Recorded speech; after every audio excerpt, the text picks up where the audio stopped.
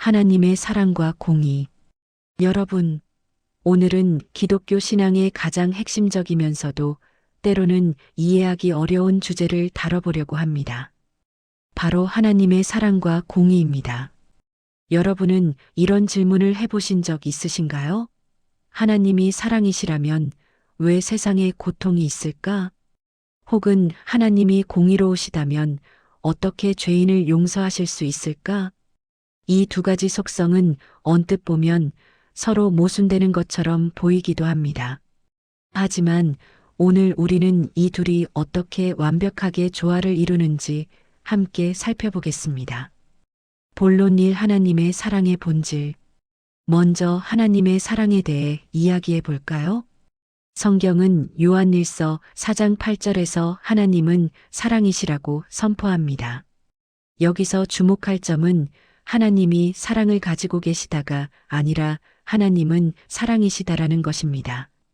이것은 사랑이 하나님의 여러 속성 중 하나가 아니라 하나님의 본질 그 자체라는 의미입니다. 그렇다면 하나님의 사랑은 어떤 특징을 가지고 있을까요? 첫째, 하나님의 사랑은 무조건적입니다. 우리가 흔히 경험하는 인간의 사랑은 대부분 조건적입니다. 내가 이렇게 하면 나도 너를 사랑할게라는 식이죠.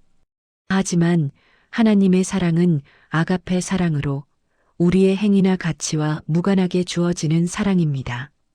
로마서 5장 8절은 이렇게 말합니다. 우리가 아직 죄인 되었을 때에 그리스도께서 우리를 위하여 죽으심으로 하나님께서 우리에 대한 자기의 사랑을 확증하셨느니라. 둘째, 하나님의 사랑은 희생적입니다. 요한복음 3장 16절, 우리가 너무나 잘 아는 이 구절이 그것을 증명합니다.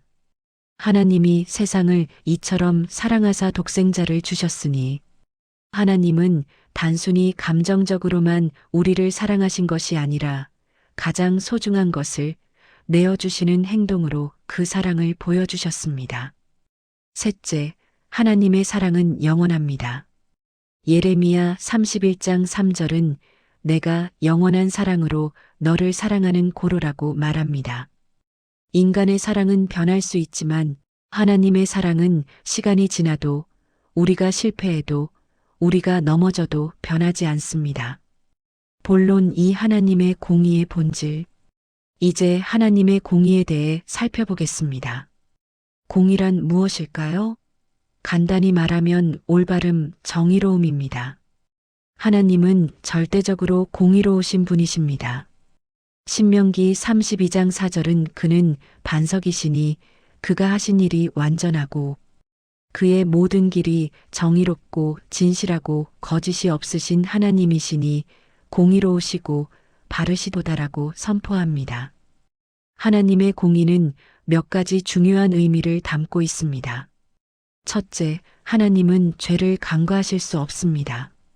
하나님의 거룩하심과 공의로우심 때문에 죄는 반드시 심판받아야 합니다. 만약 하나님이 죄를 그냥 넘어가신다면 그것은 공의가 아닐 것입니다. 하박국 1장 13절은 주께서는 눈이 정결하심으로 악을 참아보지 못하시며라고 말합니다. 둘째, 하나님의 공의는 도덕적 질서의 기초입니다. 이 세상에 옳고 그름이 존재하는 이유는 공의로우신 하나님이 계시기 때문입니다. 하나님의 공의는 자의적이지 않고 그분의 완전하신 성품에 근거합니다. 셋째, 하나님의 공의는 궁극적인 심판을 보장합니다. 전도서 12장 14절은 하나님은 모든 행위와 모든 은밀한 일을 선악간에 심판하시리라고 말합니다. 지금 당장 정의가 실현되지 않는 것처럼 보여도 하나님의 공의로운 심판은 반드시 이루어질 것입니다. 본론 3. 사랑과 공의의 긴장. 자, 이제 우리는 딜레마에 직면합니다. 하나님이 사랑이시라면 모든 사람을 용서하고 구원하셔야 하지 않을까요? 하지만 하나님이 공의로우시다면 죄를 반드시 심판하셔야 합니다. 이 둘은 어떻게 양립할 수 있을까요? 어떤 사람들은 이렇게 생각합니다. 하나님은 사랑이시니까 결국 모든 사람을 구원하실 거야. 지옥은 없어. 이것을 보편구원론이라고 하는데 이는 하나님의 공의를 간과하는 것입니다. 반대로 어떤 사람들은 이렇게 생각합니다. 하나님은 공의로우시니까 죄인은 반드시 벌을 받아야 해. 하나님의 사랑은 부차적인 거야. 이것은 하나님의 사랑의 본질을 축소시키는 것입니다. 역사를 통해 많은 신학자들이 이 질문과 씨름했습니다. 중세시대의 안셀무스는 왜 하나님이 인간이 되셨는가? 라는 책에서 이 문제를 다뤘고, 종교개혁 시대의 칼빈과 루터도 이 주제를 깊이 탐구했습니다. 그렇다면 성경은 이 문제를 어떻게 해결할까요? 본론 40자가에서의 완벽한 조화. 답은 바로 십자가에 있습니다. 십자가는 하나님의 사랑과 공의가 완벽하게 만나는 지점입니다. 로마서 3장 25-26절을 함께 읽어볼까요? 이 예수를 하나님이 그의 피로써 믿음으로 말미암는 화목제물로 세우셨으니 이는 하나님께서 길이 참으시는 중에 전에 지은 죄를 간과하심으로 자기의 의로우심을 나타내려 하심이니 곧 이때에 자기의 의로우심을 나타내사 자기도 의로우시며 또한 예수 믿는 자를 의롭다 하려 하심이라. 이 구절은 놀라운 진리를 담고 있습니다. 첫째, 십자가에서 하나님의 공의가 만족되었습니다. 죄에 대한 형벌이 면제된 것이 아니라 예수 그리스도께서 그 형벌을 대신 받으셨습니다. 하나님의 공의는 죄를 반드시 심판해야 한다고 요구했고 그 요구가 십자가에서 완전히 충족되었습니다. 이사야 53장 5절은 그가 찔림은 우리의 허물 때문이요. 그가 상함은 우리의 죄악 때문이라 그가 징계를 받음으로 우리는 평화를 누리고 그가 채찍에 맞음으로 우리는 나음을 받았도다라고 예언했습니다. 둘째, 십자가에서 하나님의 사랑이 극대화되었습니다. 하나님은 우리를 구원하시기 위해 가장 큰 희생을 치르셨습니다. 자신의 독생자를 십자가에 내어주신 것입니다. 더 큰 사랑이 어디 있겠습니까? 요한복음 15장 13절은 사람이 친구를 위하여 자기 목숨을 버리면 이보다 더 큰 사랑이 없나니라고 말합니다. 셋째, 십자가는 대속의 원리를 보여줍니다. 대속이란 대신 갚는다는 의미입니다. 우리가 받아야 할 형벌을 예수님이 대신 받으신 것입니다. 이것이 복음의 핵심입니다. 베드로전서 3장 18절은 그리스도께서도 단번에 죄를 위하여 죽으사 의인으로서 불의한 자를 대신하셨으니라고 말합니다. 생각해 보세요. 만약 하나님이 단순히 죄를 용서할게 그냥 넘어가자라고 하셨다면 그것은 공의가 무너지는 것입니다. 반대로 너희 죄를 용서할 수 없어 심판만 있을 뿐이야라고 하셨다면 그것은 사랑이 없는 것입니다. 하지만 십자가에서 하나님은 공의의 요구를 완전히 충족시키시면서 동시에 죄인을 향한 사랑을 완전히 표현하셨습니다. 본론 5실제 삶에서의 적용. 이 진리가 우리의 실제 삶에 어떤 의미를 가질까요? 첫째, 우리는 하나님의 사랑을 확신할 수 있습니다. 때로 우리는 어려운 상황 속에서 하나님이 정말 나를 사랑하실까? 라는 의심이 들 때가 있습니다. 그럴 때마다 우리는 십자가를 바라보아야 합니다. 로마서 8장 32절은 자기 아들을 아끼지 아니하시고 우리 모든 사람을 위하여 내주신 이가 어찌 그 아들과 함께 모든 것을 우리에게 주시지 아니하겠느냐고 말합니다. 십자가는 하나님의 사랑에 대한 영원한 증거입니다. 둘째, 우리는 죄의 심각성을 깨달아야 합니다. 하나님의 아들이 십자가에 달려야 할 만큼 죄는 심각한 것입니다. 우리는 종종 죄를 가볍게 여기고 이 정도는 괜찮아라고 생각합니다. 하지만 십자가는 죄가 얼마나 하나님께 끔찍한 것인지를 보여줍니다. 동시에 십자가는 우리가 얼마나 귀한 존재인지도 보여줍니다. 하나님의 아들의 피로 우리가 값주고 삼바되었기 때문입니다. 셋째, 우리는 다른 사람을 향한 사랑과 공의를 실천해야 합니다. 에베소서 5장 1-2절은 그러므로 사랑을 받는 자녀같이 너희는 하나님을 본받는 자가 되고 그리스도께서 너희를 사랑하신 것 같이 너희도 사랑 가운데서 행하라고 말합니다. 하나님이 우리에게 사랑과 공의를 보여주신 것처럼 우리도 세상에서 사랑과 공의를 실천해야 합니다. 이것은 구체적으로 무엇을 의미할까요? 우리는 불의를 보고도 침묵해서는 안 됩니다. 하나님의 공의를 닮아 정의롭지 못한 일에 맞서야 합니다. 동시에 우리는 죄인을 정죄하기만 해서도 안 됩니다.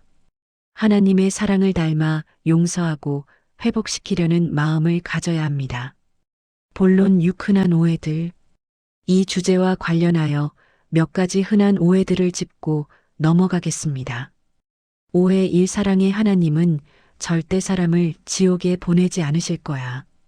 이것은 하나님의 공의를 무시하는 것입니다. C.S. 루이스는 이렇게 말했습니다. 지옥의 문은 안쪽에서 잠겨 있다. 하나님은 누구도 멸망하지 않고 모두 회개하기를 원하시지만 베드로후서 39 인간에게 자유의지를 주셨고 그 선택을 존중하십니다. 하나님을 거부하는 것은 결국 하나님 없는 영원, 즉 지옥을 선택하는 것입니다. 오해 2. 공의의 하나님은 엄격하고 무서운 분이야. 이것은 하나님의 사랑을 간과하는 것입니다. 하나님의 공의는 우리를 향한 사랑의 표현이기도 합니다. 공의롭지 않은 하나님이라면 악을 방치하실 것이고 그것은 결국 선한 사람들에게 고통을 주게 됩니다. 하나님의 공의는 악이 결국 심판받고 선이 승리한다는 희망을 줍니다. 오해 3. 나는 너무 큰 죄를 지었어. 하나님도 나를 용서하실 수 없을 거야. 이것은 십자가의 능력을 과소평가하는 것입니다. 요한일서 1장 9절은 만일 우리가 우리 죄를 자백하면 그는 미쁘시고 의로우사 우리 죄를 사하시며 우리를 모든 불의에서 깨끗하게 하실 것이오라고 약속합니다. 바울은 죄가 더한 곳에 은혜가 더욱 넘쳤나니 로마서 520라고 말했습니다. 우리가 지은 어떤 죄도 십자가의 피보다 강력하지 않습니다. 본론 7. 종말론적 관점. 마지막으로 종말론적 관점에서 이 주제를 살펴보겠습니다. 지금 우리가 사는 이 시대를 신학에서는 이미 그러나 아직 올레디 번 나트 예세 시대라고 부릅니다. 예수님의 초림으로 구원이 이미 이루어졌지만 재림으로 완성될 때까지 아직 기다리고 있는 시기입니다. 현재 우리는 하나님의 인내와 자비의 시기를 살고 있습니다. 베드로후서 3장 9절은 주의 약속은 어떤 이들이 더디다고 생각하는 것 같이 더딘 것이 아니라 오직 주께서는 너희를 대하여 오래 참으사 아무도 멸망하지 아니하고 다 회개하기에 이르기를 원하시느니라고 말합니다. 하나님이 심판을 지연하시는 것은 더 많은 사람들이 회개하고 구원받기를 원하시기 때문입니다. 하지만 언젠가 예수님이 재림하실 때 최종적인 심판의 날이 올 것입니다. 그때는 더 이상 회개의 기회가 없습니다. 히브리서 9장 27절은 한 번 죽는 것은 사람에게 정해진 것이요 그 후에는 심판이 있으리니라고 말합니다. 요한계시록은 새 하늘과 새 땅에 대해 묘사합니다. 그곳에서는 사랑과 공의가 완벽하게 실현된 세상입니다. 다시는 사망이 없고 애통하는 것이나 곡하는 것이나 아픈 것이 다시 있지 아니하리니 요한계시록 214. 거기에는 죄도 불의도 고통도 없습니다.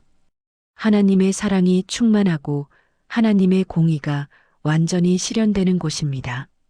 결론. 여러분, 오늘 우리는 하나님의 사랑과 공의에 대해 살펴보았습니다.